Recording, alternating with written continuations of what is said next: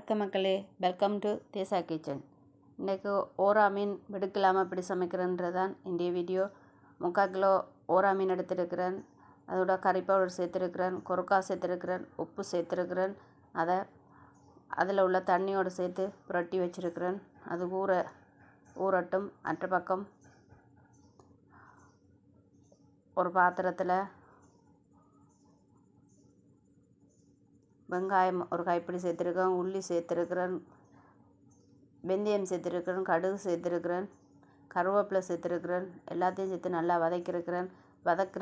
வதக்கின பொருள்களோட ஊற வச்ச மீனை சேர்த்து அளவான தண்ணி விட்டு மூடி அவிய விடுறேன்.